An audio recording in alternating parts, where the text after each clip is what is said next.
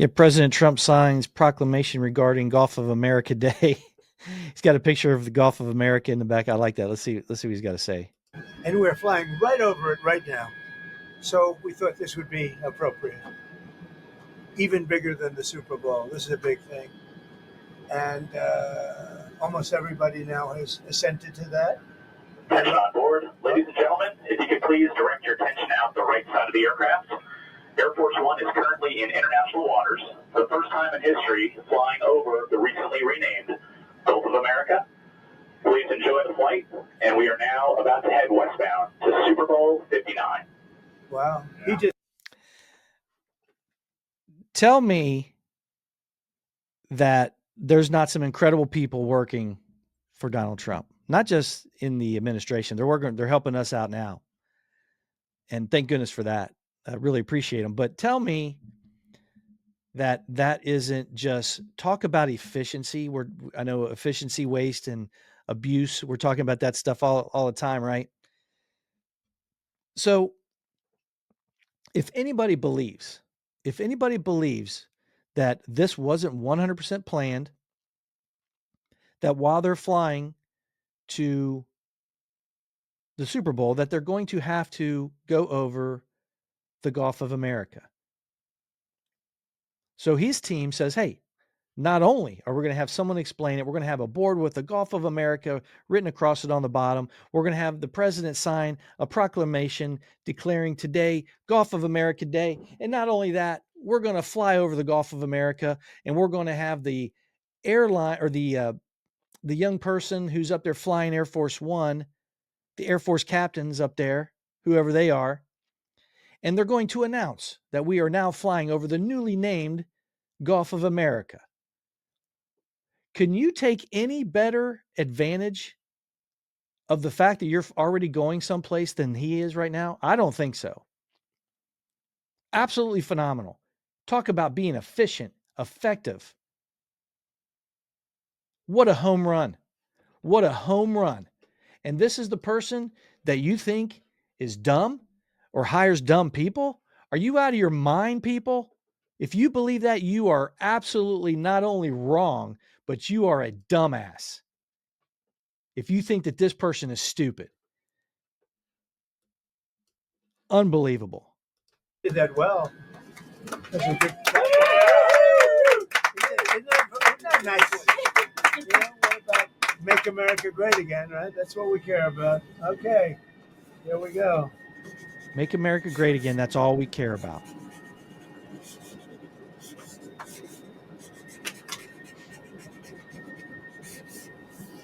So this is a famous pen now. It is a famous pen. Absolutely unbelievable. Let's listen to some of the questions. And that's another thing too. He never shies away from the camera, and he'll give you an answer. Hey, I don't want to tell you what my conversation with Putin was. Okay, good enough. Than your first term, and why is that? It's more aggressive. It's better. Why? Because I think I've had a lot of experience. And in my first term, I was fighting everybody because they're the military. And the reason they don't pay much is they assume that we're going to protect them. That's not an assumption they can make, because why are we protecting another country? Now, I love the people of Canada. We have a great relationship. But if they became our 51st state, it'd be the greatest thing they could ever do. It'd be unbelievable. It would be a cherished state.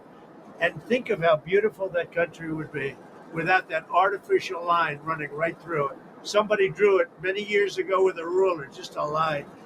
You look at how beautiful that is. Wow, it would be very exciting. But if you look at Canada, it would be cherished as a 51st state. They don't pay their share of military in NATO. They pay very little for military. They're not protected at all. And the reason is they think we're going to protect them. The other thing is we subsidize them to the tune of about $200 billion a year. If we stop doing that, if we stop allowing them to make cars through tariffs and other things, cars, trucks, etc., what they make, they're not viable as a country. That's right. They just don't produce enough. They do not produce enough. That's why they bent the knee so quickly. The thing about President Trump is he knows when to use leverage. And that's exactly what the United States has when it comes to gross domestic product, import, export. and they're taking advantage of it. Not anymore. country. So would you agree that it's a more aggressive foreign policy than your first term, and why is that? It's more aggressive. It's better. Why? Because I think I've had a lot of experience. And in my first term, I was fighting everybody because they were very aggressive toward me. I always said survival and taking care of the country, not necessarily in that order.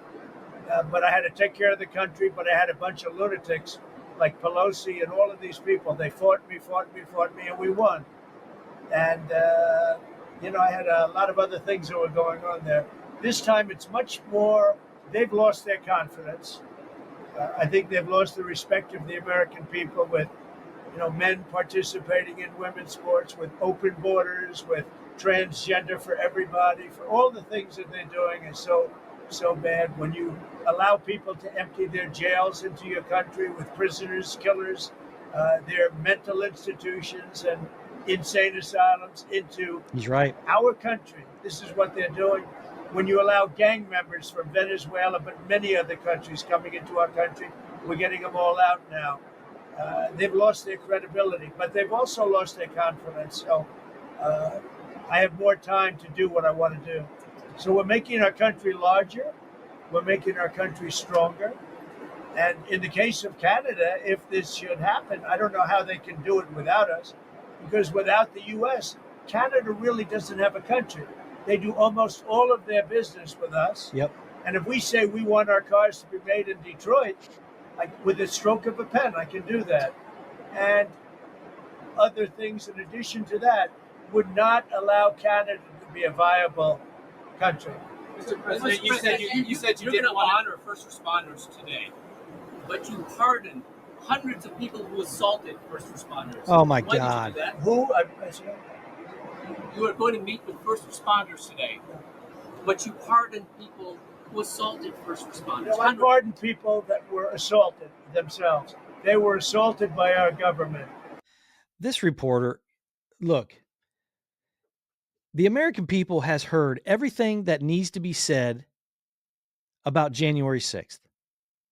Not only did they hear it, they've heard it multiple times and they continue to hear it. And they still elected Donald Trump as president. Again, another hill to die on that nobody effing cares about. I don't agree with what happened there, but I also believe that there's other people involved. There's other factors involved, like the crooked FBI. There's members that are in the FBI that are crooked, and that's coming out every day. So everybody's heard it. Everybody digested it, and they spit it out, and they frickin' elected Donald Trump anyway. I pardoned J6 people who were assaulted by our government. That's who assaulted, and they were treated unfairly.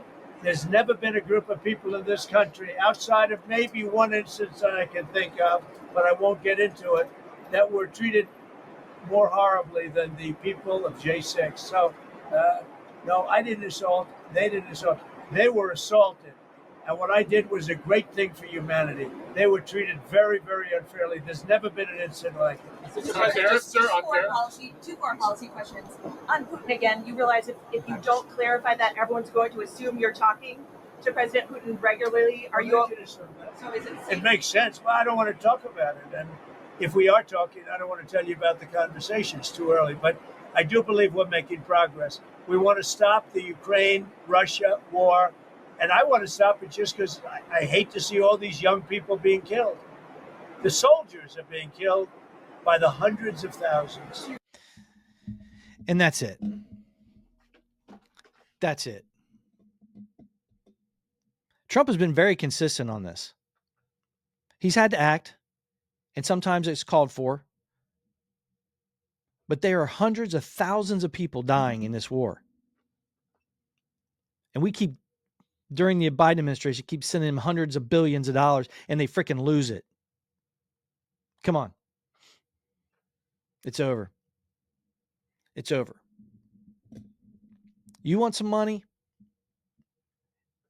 There's attachments to it. You're damn right. We're giving you hundreds of billions of dollars. There's strings attached. You better freaking believe it. And you better freaking believe, people, that the money that Bernie Sanders, I guarantee it's going to continue to get worse. It's going to continue to get worse about all the people that have taken money from the USAID. That's just one department. Wait till they get in the Department of Education.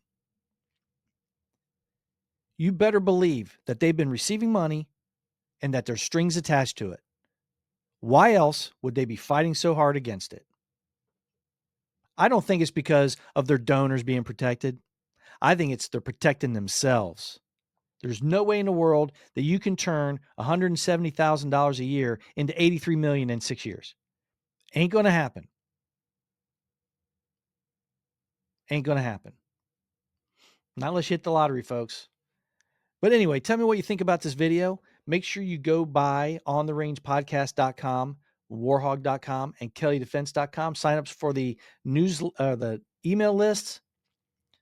And make sure you like, subscribe, and follow and share all these pieces of content, whether it's audio, video. Be safe and have a great rest of your week.